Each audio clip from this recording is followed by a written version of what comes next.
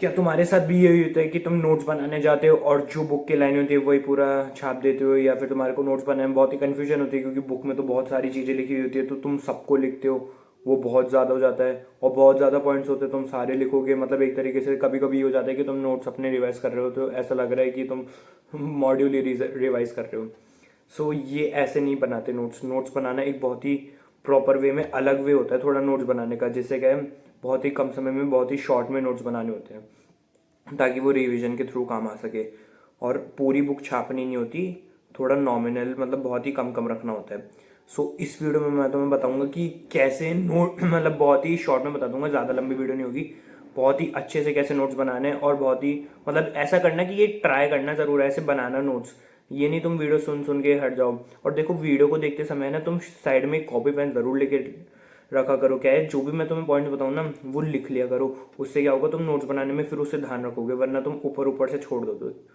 इसलिए नोट्स बनाने में मैं जो तुम्हें जैसे मैंने नोट्स बनाए और जैसे मैं बताऊंगा ना वैसे बनाना, कोई दिक्कत नहीं आएगी और बहुत ही ज़्यादा अच्छे रहेंगे और शॉर्ट रहेंगे बिल्कुल, और याद करने में बहुत ज़्यादा आसानी होगी।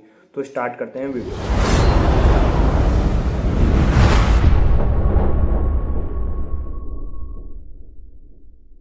देखो नोट्स बनाने में है ना, सबसे पहले तुमने जो चीज़ें मैं बता रहा हूँ ना वो ध्यान रखनी है। सबसे पहले तो क्या है, एक हेडिंग जरूर देनी है, ठीक है ना। उसके बाद जैसे जो भी टॉपिक है ना उसकी हेडिंग दो, और जैसे मान लो तुम्हारे को पॉइंट्स दे रखे हैं, बड़े बड़े पॉइंट्स है थोड़े, सो उसमें से पॉइंट्स है ना, पॉइंटों में बनाना सारे नोट्स।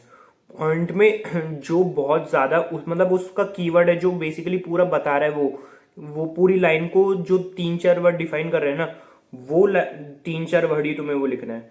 मतलब एक लाइन है, दो तीन लाइन है एक पॉइंट के अंदर, अब उसमें से जो 3-4 वर्ड होंगे जो उस पूरी लाइन को रिप्रेजेंट कर रहे होंगे, या फिर जो सबसे मेन कीवर्ड्स होंगे उन लाइन में 3-4 वर्ड्स होंगे, उनको तुम्हें लिखना है, ठीक है ना। ये तो मैं बता रहा हूँ जब तुम्हारे को पॉइंट्स तुम्हारे को पैराग्राफ में दे रखे हैं। अभी जब पॉइंट्स हेडिंग में दे रखे होंगे वो भी बताऊंगा, ठीक है ना। अगर पॉइंट्स पैराग्राफ में दे रखे हैं ना, तुम्हारे को क्या करना है, 3-4 कीवर्ड दे रखे होंगे उसको पॉइंट के आगे लिखना है, और ऐसे तुम्हें सब में करना है। ये तो हो गई नॉर्मल बात। अब इसको याद कैसे करना है इसकी मैं तुम्हें ट्रिक बता देता हूँ। ये जब तुमने पॉइंट्स लिख लोगे ना, तो पॉइंट्स में से 3-4 पॉइंट में से सबसे स्टार्टिंग के जो जो पॉइंट है ना, उनका फर्स्ट इनिशियल लेटर पकड़ना और उसको तुम लोग इस साइड कॉपी के मतलब मार्जिन के साइड लिख लेना, ठीक है ना। समझ लो ना, इधर पॉइंट की इधर के साइड जो भी इनिशियल्स होंगे ना, जो स्टार्ट कर रहे हो तुम जैसे लाइन, वो तुम्हारे को लेफ्ट साइड कॉलम के साइड लिख लेना है, ठीक है ना। तुम कहोगे तो एक बार मैं ऐसा करूंगा, एक मैं अपनी कॉपी के नोट्स के मतलब लगा दूंगा, एक तुम्हारे को यहाँ दिखा देगी स्क्रीन पे, नोट्स की एक फोटो लगा दूंगा, जैसे तुम्हें समझ आ जाएगा। ऐसा करना है तुम्हें, ठीक है ना।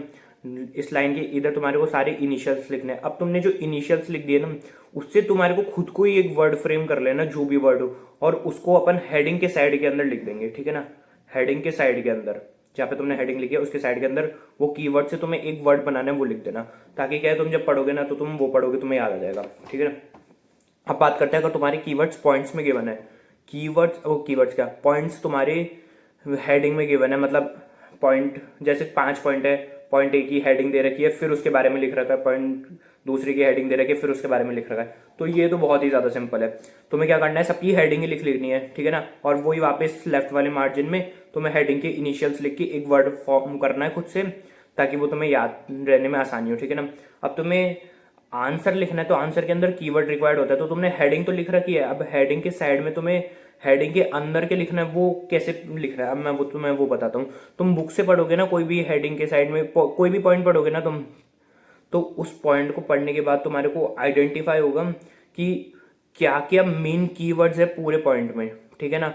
तुम्हें क्या करना है, सीधा उन कीवर्ड्स को ही लिख देना है। मैं तुम्हारे को ऑडिट के लिए एक दिखाता रहूंगा स्क्रीन पे, तुम्हें सिंपल सा वो करना है, तुम्हारे को जो दे रखा है ना उस पे जो कीवर्ड्स दे रखे हैं ना पूरे पॉइंट में, वो कीवर्ड्स उठा के सीधा तुम्हें हेडिंग के सामने लिख देना है।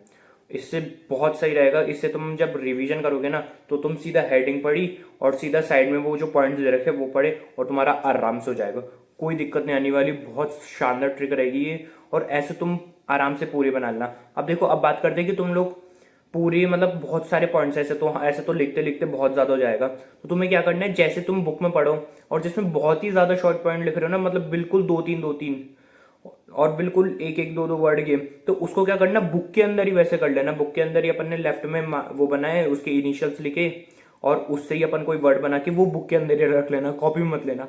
कॉपी में मतलब लेना तो तुम्हें पड़ेगा कम से कम 3-4 पेज तक तो कॉपी में चलने देना, बाकी जो लगे ना बीच में छोटे छोटे टॉपिक है या थोड़े लेस इंपॉर्टेंट है उनको तुम चलने देना, कोई दिक्कत नहीं आएगी। सो ऐसे ही बनेंगे नोट्स बहुत शानदार तरीके से, ऐसे तुम पूरे नोट्स बना सकते हो और मतलब कोई दिक्कत नहीं आने वाली इससे। तो ये करके जरूर देखना। तो यही था इस वीडियो में।